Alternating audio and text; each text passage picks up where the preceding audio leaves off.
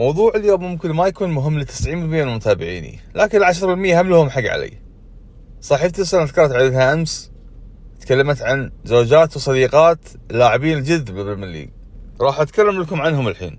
هذه الموديل أنيكي مولينار، زوجة مدافع يونايتد ماتياس دي ليخت، وأبوها اللاعب السابق كي مولينار.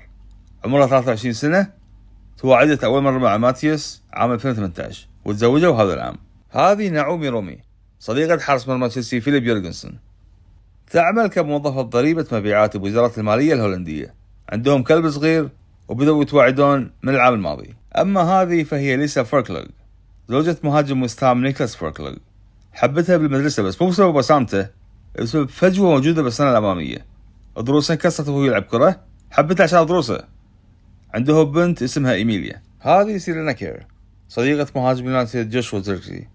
عمرها 23 وتحب تخلي علاقتهم برايفت بعيدا عن الإعلام والأضواء. أما ملكة الجمال السابقة لورا روزنبرغ فهي صديقة لاعب برايتون هوف ألبيون مات سويفر. علاقتهم بدت عام 2022 وبدت تنشر مؤخرا صور لها بالانستغرام مدينة برايتون. هذه بنديتا بويمي، صديقة مدافع أرسنال ريكاردو كالافيوري. باستها بربعة المقابلات وهني اشتهرت. اثنينهم كاتبين وشم على ايدهم بعبارة كوي ناياكان، وهي جملة يابانية معناتها بالعربي هاجس الحب. ليسا أونل، زوجة مهاجم بورنموث التركي إينس أونل. عمرها 27 سنة وكانت لاعبة كرة قدم في السابق، لكنها الآن تعمل كمصممة. متزوجين من 2019 وعنده بنت اسمها ليلا إيلا. هذه إيلي كوبلاند، صديقة مدافع إبسويتش تاون جيكوب غريفز، خبيرة بمجال البشرة وتعمل بصالون مدينة هال.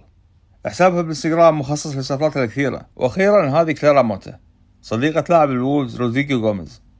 عمرها 19 سنة وتعيش حاليا معه بإنجلترا بعد ما تركت بلدها البرتغال من أجله ومن أجل البقاء مع وولفرهامبتون.